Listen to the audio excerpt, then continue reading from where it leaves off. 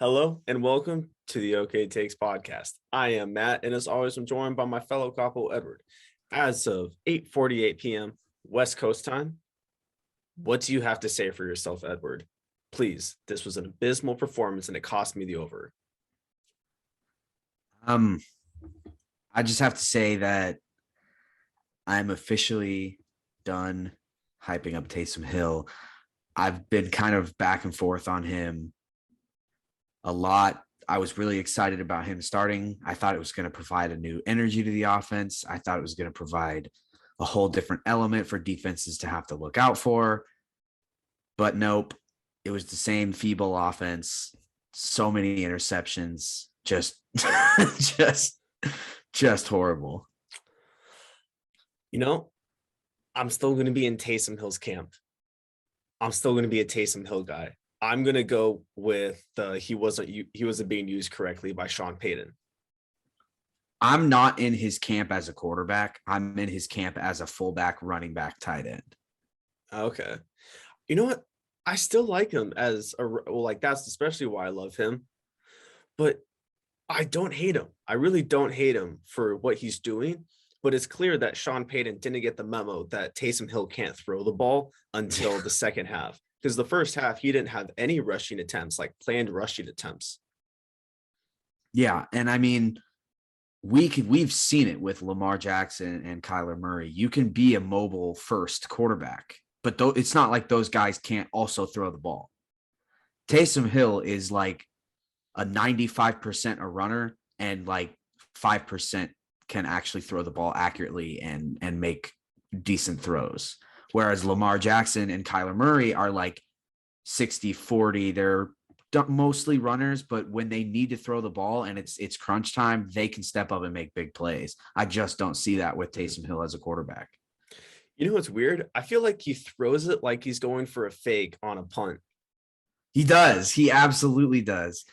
He absolutely just kind of like softly lobs it like he's the punter every time.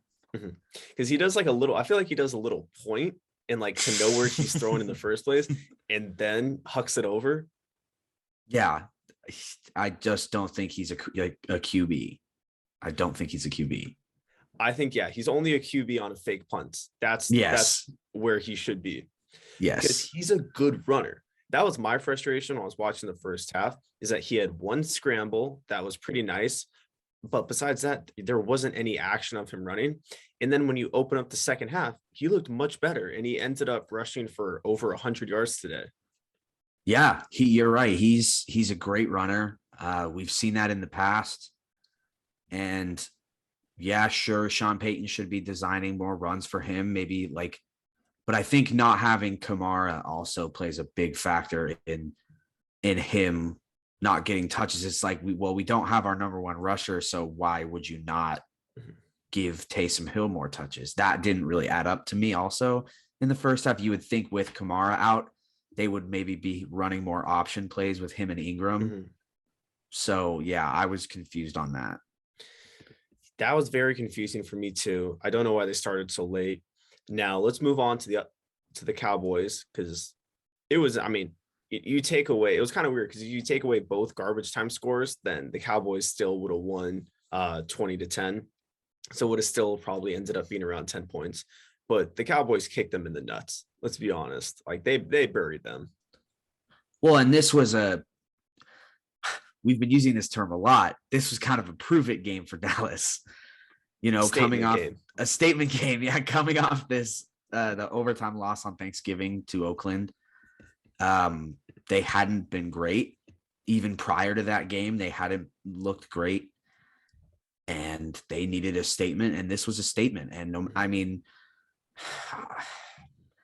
don't want to say it's easy to win in the Superdome now, but it's not quite the home field it was 2 or 3 years ago. So I don't know how much I would call this a statement win for Dallas, but it was still a good win for them. Put it this way, it was a statement win for Dan Quinn. Yeah, there we go. That's what it was. I love Dan Quinn energy right now. You cannot stop him. I think Micah Parsons called him the fun uncle or the weird uncle. No, it's the weird uncle. Maybe they just fire Mike McCarthy. That could be an option. That could be an option. I think Dan Quinn's the type of guy to go back into the locker room and start asking guys for their plans. Like, hey, do you want to go down Bourbon Street? Yeah. What are your plans? What are your plans? He definitely wants to go out tonight. He is doing anything to have some beads around his neck. Yeah. He's ready for some gumbo. Yeah. He wants a little crawfish. Yeah. He's ready to go dumb. Yeah. He wants to go. He just wants to hang out with the boys. Dan Quinn just looks like a guy who could easily be coaching high school football if he wanted to. He just wants to hang out with dudes. He's like, I don't want to stay at home with my wife and play golf on the weekends. No, I just want to hang out with the boys. Yeah, Dan Quinn. Maybe they do fire Mike McCarthy and just let Dan Quinn take over. Because at one point he actually took his glasses off, and I think he was going through one of those weird phases where he thinks he's getting younger by the day. It was like when Creed dyed his hair black. He started drinking Red Bull. I feel like Dan Quinn kind of went through that phase after the 4th interception from Taysom Hill. Yeah, he's definitely got a little extra life pumped into him. He was hyped up, and so that was great to see. It's always funny seeing, like, now this Dan Quinn is funny. The backwards hat, Steve Buscemi, is hilarious. I absolutely love it. Yeah. Oh yeah. Let me see, what else should we touch on? Micah Parsons, insane. Honestly, when I was watching that game and we had his sack, that made it like the first rookie since Joey Bosa. No, excuse me, Nick.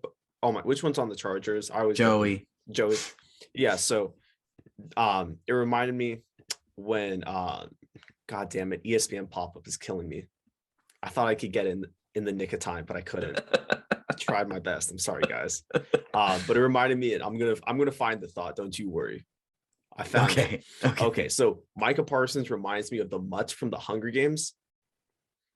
Do you remember them? I haven't read the books and I've only seen the movies once, so I'm not too well versed in Hunger Games lore.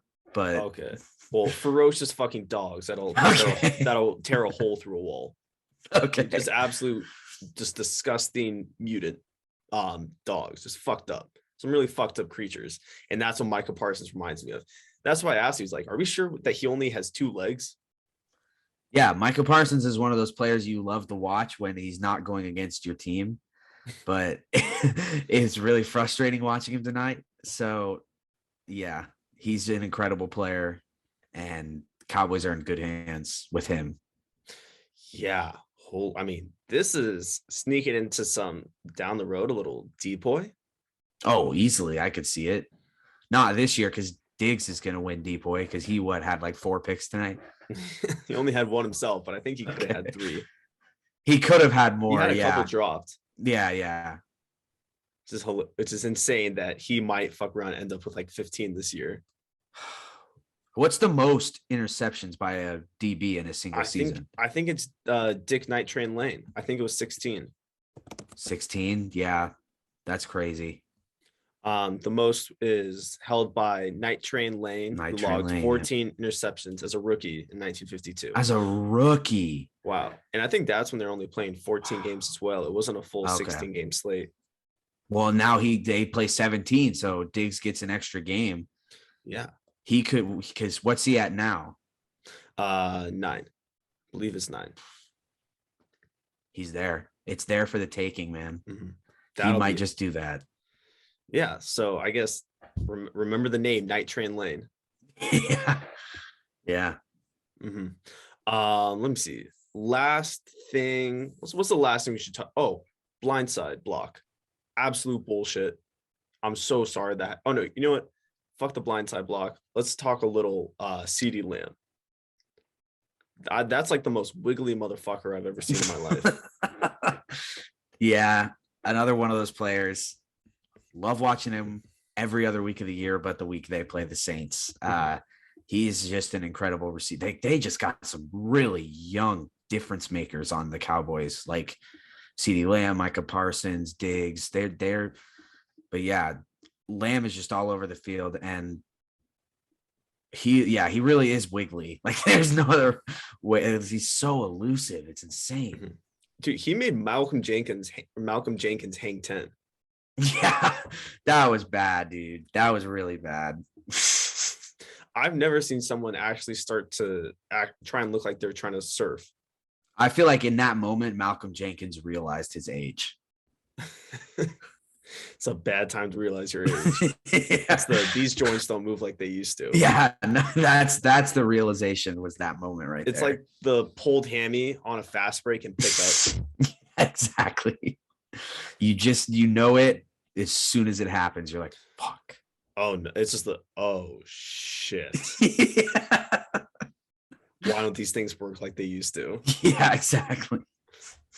Yeah, and then also Zeke is dead. Zeke sucks. Zeke's so bad. Zeke sucks. How did he get here? Like, I don't know what the hell happened to Zeke, but he's done so. Take away the first down at the end, and he was probably 12 for 34. He sucks. So averaging less than 3 yards a carry. Yeah, maybe he's a trade candidate. I'm gonna say that right now. This offseason. Well, what's also a problem with Zeke is that he has the highlighter cleats. So his body, so you think that they're gonna, when they move fast, then it's very cool. But when they move slow, then it makes it look 10 times slower. It's either gonna be 10 times faster, 10 times slower. And in this scenario, Zeke looked like he was Bartolo Colon. Zeke peaked at Ohio State. That's just a fact. Zeke peaked when he was in Ohio State. Yeah. I don't see him wearing the crop top anymore. I feel like he's lost that as well. Yeah, it's been a weird fall off from Zeke. Yeah. And to say he peaked at Ohio State's unfair because he was ridiculous to start his NFL career. Like, he was so good. And to see where he's at now is like, how did we get here? Yeah. Not the same guy. That's for sure. No. Wow. Yeah. Okay. So now we are going to head, or anything else? No, that's it. All right. So now we're going to head in to our picks for this week. And right about now, you will hear I'm an absolute idiot. Okay. Boom. Okay. So the Cowboys and Saints Thursday Night Football just concluded, and I am a genius for having the over. I don't know about you. What was your pick heading in? Saints money line. Okay. So we're both geniuses because both of those hit. Look at us. Look at us. Already one bet up heading into Sunday. Yeah. Great win. Yes. Yes, sir.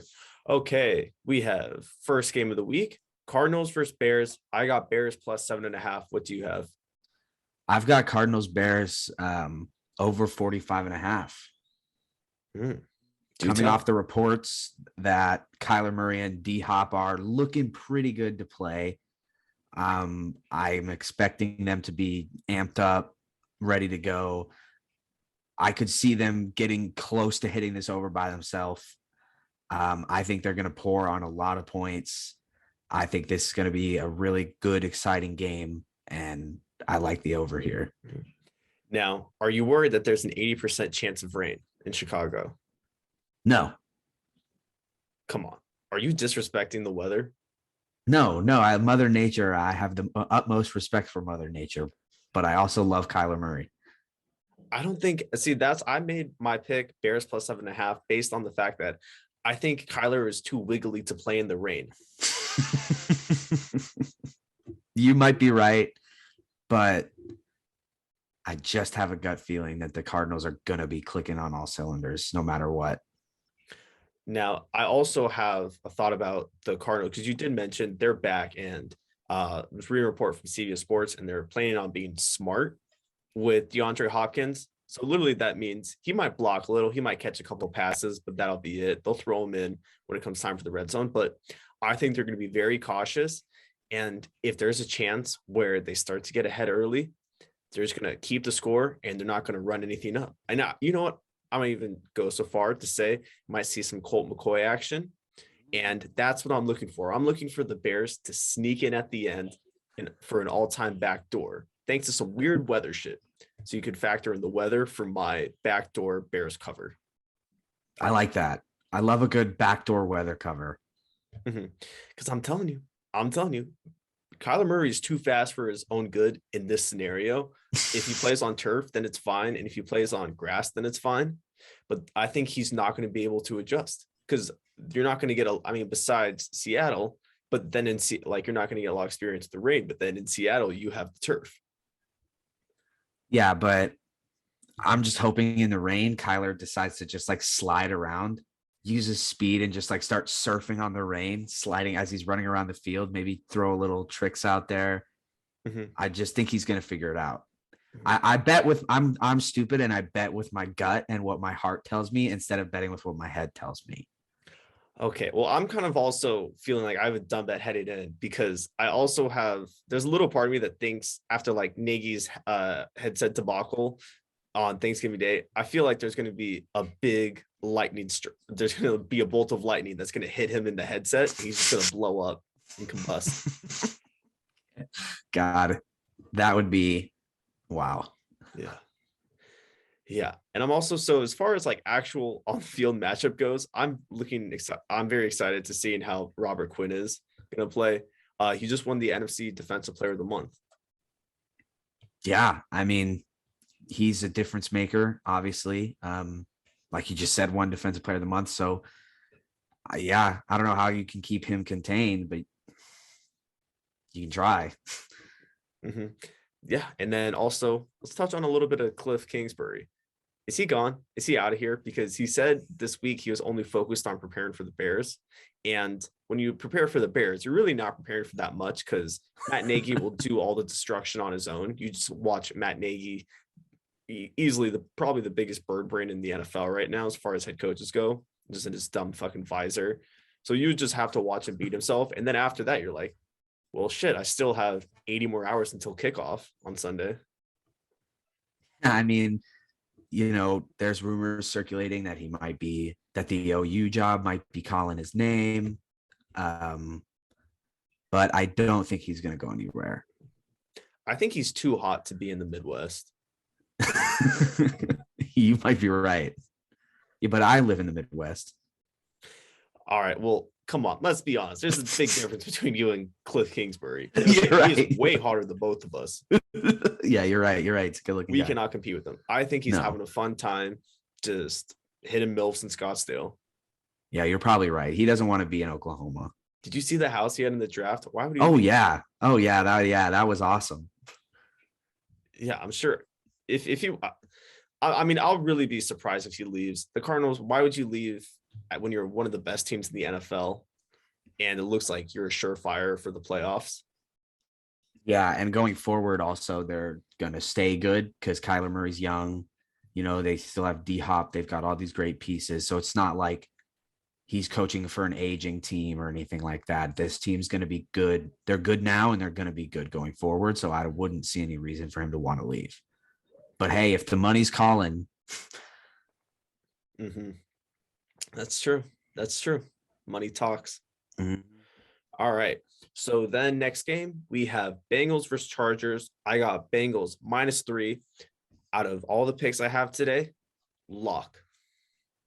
This is my lock from the 3 picks today. Bengals -3. Love it. I was very intrigued by Bengals -3 as well, but I'm more confident in this game being a big dumb shootout than I am in anything else. So I have another over 50.5. This might also be my lock of the week. I think Joe Burrow and Justin Herbert are going to this is going to be a really good offensive shootout. Mm-hmm. Now, are we ready to say that this is the first ever of the Herbert versus Burrow rivalry game? Because what happens when you get drafted in the same class as another guy and you're the two best quarterbacks? We will always say that you guys are at each other's throats, even though it's not true. But it's fun to do it, just like it was fun to do it with like Big Ben and Eli and Phillip Rivers. I hope this becomes a rivalry. And it would suck because I love both of these quarterbacks. I think they're both going to have excellent careers. But yeah, I really hope this is a good, intense game and kind of jumpstarts a little rivalry there. Yeah, because these are we saw what Tua is doing. He's nowhere close to them. This year, Herbert has 3,200 yards, 24 touchdowns, and 10 interceptions. Burrow has 2,800 yards with 22 touchdowns and 12 interceptions. So Herbert obviously is better than Burrow so far, but there might be a little bit of regression. Might be a little bit. And if I have to go with one guy right now, I'm rocking with Joe Burrow. I love Joe Burrow. I'm just not feeling confident in, not so much. I don't even know if it's Herbert, if it's Staley, but there is something very wrong that, like, I think they're going to be the blow up team. I'll say that right now. They're showing signs of it, but if there was any team in the AFC West to start, oof, that took an ugly turn. I think it's going to be the Chargers. Well, and going back to what you said about Herbert's better than Burrow right now, or has been so far this season and kind of in their career. I do think that if Joe Burrow was healthy all of last season, we would be talking about Burrow the way we talked about Herbert all of last year. Like, I think right now, I think Joe Burrow would be considered one of the best quarterbacks, maybe even in the sport, if he had played the whole year last year. He was looking really freaking good until he had that horrible injury, and he's come back, and it's taken him time, but he's starting to figure it out. And I think he's looking really, really good. Because even though before he got hurt last year, because Burrow was actually at like halfway through the season when he got hurt, a little bit less than that, but Justin Herbert was better in all stats. I was looking at it today, and he was definitely better, but it's still a very fun conversation to have. Okay, so last year, excuse me, find it. Nope, can't do it under pressure. That's fine. Couldn't find on the Athletic article. That's fine. Yeah. So all right, we're a Joe Burrow podcast. It's official. Yep. Joe Burrow is inducted into our Hall of Fame. Yeah. And I think it's time we start taking it. And so some of it's on Herbert. And then we have to also start looking at, wait, some of this is on Staley. I mean, that's what happens. you're the guy in charge of everything. So this is from, and so part of Brandon Staley is that he was very smart. He was very edgy. All of the analytics nerds absolutely love him. PFF had Pro Football Focus has a mantle of him in their parents' basement. Just kidding. we're all together in this. I take that joke back. But yeah. So this is from Daniel Popper, The Athletic. And he said, through 12 weeks, the Chargers are tied for dead last in the league in offensive drives. And the margin for error offensively is razor thin because the opportunities are so limited. Very true. Because look what happens. They had a couple drives against the Broncos that were 10 plays and took up like majority of the first half, but they still lost, and they still only got 6 points heading into the second half. Yeah, and I think one thing that has rubbed me the wrong way when it comes to sports is how quick organizations and fan bases are to blame coaching. Like, I think a lot of it has to do with the product on the field more so than the coach behind it. But in this situation, I think I agree with you that Staley, I don't know about him. I don't know about Staley. I mean, I don't hate him. He'll probably still be a coach definitely next year. He'll have 2 years. But it wasn't like you're seeing right now is that they cannot convert. When they cannot convert on fourth down, you're going to get games like this and games against the Ravens. Like when we look back to the blowout against the Ravens, similar thing. They weren't able to they were really bad on fourth down conversions. It killed drives. You're like, wait, did we just end up with 3 points? Yeah. I mean, the Chargers love to go for it on fourth down. Mm-hmm. Like that's a big trend. And if you want to live and die by that, go for it. But we saw the Rams go for it on fourth down in their own end in the first half, and that didn't pan out well. So at some point,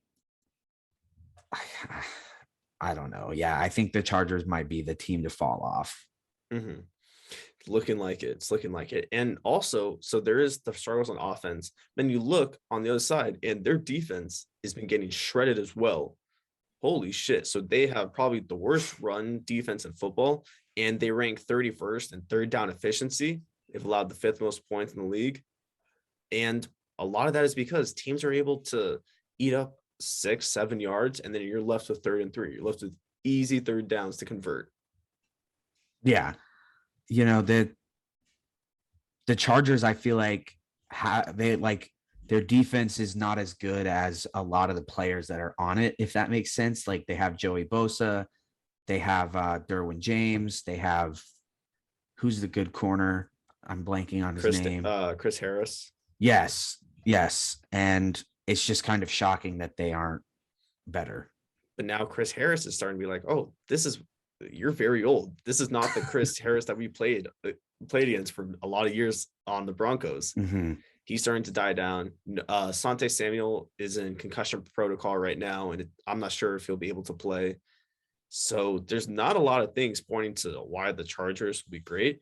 And a big part of this matchup is last week, Joe Mixon was insane. He's been insane the last 2 weeks. So last week, he rushed for 165 yards for 2 touchdowns. I believe was the offensive player of the week. And then the past 2 weeks alone, he's amassed a league high 58 carries and 288 yards. Yeah, Joe Mixon's been awesome, and he's been extremely inconsistent for the most of his career. But I feel like coming into this season, or at least in this season, he's been really, really freaking good. He's kind of coming into form. And this is a huge prove a game for the Bengals because we saw that they had to prove a game against the Ravens, and then it was ugly. And then it was very ugly against the Browns. And then I believe they lost to Jets the next week, if I remember correctly. So yeah, this is please don't give me another reason to bet on you. If you are just the letdown, like I am going to crown the Bengals the letdown kings of the season if they lose to the Chargers. I'll be in that corner as well. It's just the all-time. The all-time teasers. They look really good a couple weeks and then they lose to the Jets. Exactly. Okay, so we have to end the show. Ravens Steelers. I have Ravens -4.5. Now there's some like for the Chargers and Bengals pick, for example. So that was predicated upon just straight up X's and O's. Not that much mood and energy. None of the external factors. This pick for the Ravens Steelers game has everything to do with the Steelers and the downfall, what appears to be the downfall of the Steel Curtain. Yeah, I'm right there with you. Actually, I have the same exact pick. I'm taking Ravens -4.5 here. It was really hard for me to pick the Ravens after the game they played last week. It was like, neither team looked great in that Browns-Ravens game. It was really ugly. I was like, what the hell? This isn't the Lamar Jackson I know, throwing 4 interceptions. But I don't expect him to have a down week 2 weeks in a row. The majority of my reasoning behind this pick is the fact that one team has Lamar Jackson at quarterback and one team has a aging out Ben Roethlisberger. Yeah, let's talk a little Lamar Jackson. So I love his quote after throwing a career high 4 interceptions last week in his presser afterward, or practice a couple days afterwards this week. He said, I need to feel it. I need to feel that pain. That's pain right there. Ultimate football guy move is to make sure that you have all the hurt in the world and then you just release all of it on the field. So it's like football guys prefer to be hurt rather than being healthy. Yeah, absolutely. That's a big time that'll go in that's probably a quote that someone has said in football before Lamar Jackson. Mm-hmm. That's like a typical quote of a player who knows that sometimes it takes a little pain to turn it right around and win. It's like if they walked into Dr. Melfi's office, they would ask her to hit him over the head with a lead pipe. I mean, I think, yeah, I'm expecting big stuff from Lamar. And after hearing that quote, I'm expecting bigger stuff. Mm-hmm. And then also, I'm very happy to say that it's nothing wrong with he didn't develop some sort of disease or interception syndrome, because according to John Harbaugh, it's not looking at some great answer or some psychological diagnosis about one thing or another. So if you ever worried that there was something clinically wrong with Lamar Jackson that led to his picks, well, actually the psychological diagnosis, I think it's not that, it's a physiological thing because he just permanently has the shits. Yeah, it's good to know that there's nothing chronic going on there with Lamar. Well, I mean, the closest, he might just have Crohn's. Maybe. He might just have like the world's worst IBS or Crohn's disease. I don't know the in-between for Lamar, but at least we know it's not psychological, where it's like, yep. You know how Ricky Bobby, he always thinks he's on fire? Yes. For Lamar, he always thinks he's just going to shit himself to death. He always thinks he just ate like Del Taco or something. Mm-hmm. He always thinks that he's going to have like one of those fat bastard dumps. Even while playing, while running around the field, he's like, you'll see him grab his ass. Mm-hmm. God, I've never seen somebody. I mean, truly, as somebody who has to shit 24/7 and is no stranger to blowing up toilets, I'm actually worried for him. If I was to meet Lamar Jackson, I would have him sign a Pepto-Bismol for me. You think he's downing Peptos all day long? Oh, I mean, what else are you going to do? If he was smart, he would be doing that and snorting lines of Tums. I was going to say, do you think he's a Pepto guy or a Tums guy? I think he's at the point now where you try everything. You even tried the off-brand Pepto-Bismol and off-brand Tums. Like the Target version. Mm-hmm. You try Dums. Yeah. It's always like one letter off. Yeah, exactly. He's reached the point of no return. Mm-hmm. So I hope we got that figured out. It's physiological, not psychological. Now let's talk a little bit of Steelers. This is bad. And so a big cliche in football is identity, and culture as well. Who are you as a team? And it's what we say when a team sucks. You're like, oh, well, they don't have an identity. In this case, there is maybe a couple other teams, but besides the Steelers, no team has a true identity quite like them. What, that they suck? Well, no, I mean, if you look at the like years and years of the history of the team, it is mean, hard-nosed football, and they would rather have games they're a team that only wants to run the ball. I mean, that's just how they are. It's just run it down your throat and get stops on defense. I mean, except for the game against the Chargers where they threw it 4 times in the red zone. It's like the history, like no, yeah, I know. Yeah, the history has always been gritty, steel curtain, toughness, and now I feel like they've kind of gotten away from that. And it's bad. So like this is true like the frozen tundra that we've known Steelers for, because the Steel City, it's not there. And the fact that we now have Chase Claypool and Mike Tomlin and other rumblings throughout the locker room about music being played, this is bad, because this does not fall in line with what the Steelers culture is. Just gritty. And I mean, just when you look up blue collar workers that love football in the dictionary, you will find pictures of Steelers fans. Yeah, and it's like these Juju's, TikToks, and all that just doesn't match the vibes that we've been used to. Yeah. So after losing to the Bengals and getting absolutely spanked, murdered,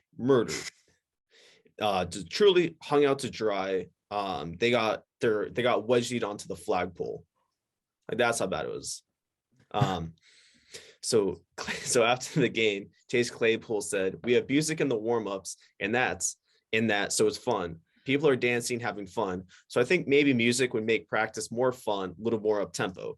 Now, Tomlin heard about this, and he replied with, "Claypool plays wideout. I'll let him do that. I'll formulate the practice approach, and I think that division of labor is probably appropriate." If that's not a shut the fuck up and do what you're told, Chase, I don't know what is. And the worst part is that everybody who loves the Steelers, like, don't come play for the Steelers if that's the version of football you want. Yeah, absolutely. If you want to dance at practice and jam out to rap music or whatever and do TikToks, go somewhere else. Oh my God. I mean, it's literally like, okay, so I'm going to San Jose State next semester. It's like showing up in all MAGA gear, being like, yeah, I'm going to go to a very liberal school in the Bay. And like, yeah, that's what I'm going to do. I'm going to show up big red hats and maybe a little sideways chop action on the walk out the door. This is back-to-back shows with a Curb reference, but you could just do it like Larry and wear the hat so people stay away from you. True. Yeah, so I want to add on to this as well. So they then asked Steelers defensive tackle Cam Hayward, who's been besides TJ Watt, the best player on defense all year, arguably him and Minka Fitzpatrick, besides the point. But he was saying in reply to Claypool, I hope he was kidding, because as soon as he said it, I was really about to rip the speaker out. That is not what we need right now. It's X's and O's and it's execution. And I think by execution, he means that he's probably going to hit Claypool and just murder him with the speaker after he rips it out. I think the problem is all the quote unquote fun positions for the Steelers, the receivers, the run, like they're all young. They're all like 22-year-old, 23-year-old Gen Zers, like Juju and Claypool and Najee Harris. Like they're all young. And all of like the gritty, like nose tackles and QB and linemen are all in their mid 30s. So there's like a big cultural difference. And it's bad because especially when you look at the Steelers, and like this goes back to like practice, I can't think of a coach who loves practice more than Mike Tomlin. Like I think Mike Tomlin likes practicing more than playing. He's the anti-Allen Iverson. Exactly. Where he hates the idea that he has to play in front of people. Yeah, he should just be the practice coach. He should sign on to just only coach their practices.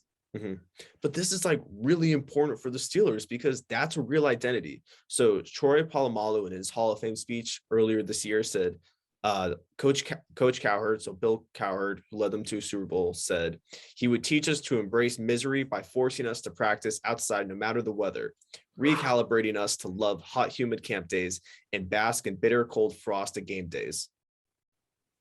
Damn. These things don't equal each other. And one of those guys has 2 rings and the other one just got blown out by the fucking Bengals. Yeah. Man, maybe they need to just revert back to their old ways somehow. I don't know how, but just full assimilation. You know, it worked for the Pilgrims, and now you just got to get a little more tense. You got to get a little more tough, tensen up. Actually, force guys to play with a tight asshole. There we go. Because that's what it feels like. Is that you have, and it's just a classic generational thing. Yeah, exactly. That's what I was trying to allude to earlier. It's just there's just a mix. Like nowadays, that's not the way it is. Like you're not going to see people out practicing in this stone cold weather. Whereas back then they relished in that kind of stuff. Yeah, this is just America's getting sought. The pussyification of America 101. The Steelers. Yes, the Steelers are. Yes. Yeah. So I'm expecting this to go really bad. That's my pick. You don't have to know anything about the X and O's, but when you just give up 198 yards on the ground, Joe Mixon is good. I'm rolling with him, but that's just unacceptable if you want to be a Steeler. Yeah, I mean, Lamar Jackson might do that same exact thing come Sunday. Yeah. So rocking with Ravens -4.5. Yep. All right. Yeah. Anything else? That's it. Okay. So thank you guys so much for tuning in to the OK Takes podcast. I am Matt and kind of flubbed on that one. Usually we go social medias, but you know what? I'm not even going to be I'm going to be selfless and say, just follow Edward on his Instagram and Twitter at Edward_Vento, and then follow the OK Takes podcast on Twitter, TikTok, and Instagram at OK Takes Pod. That is OKAY Takes Pod, OKAY Takes Pod. Thank you guys so much for tuning in and have a wonderful day.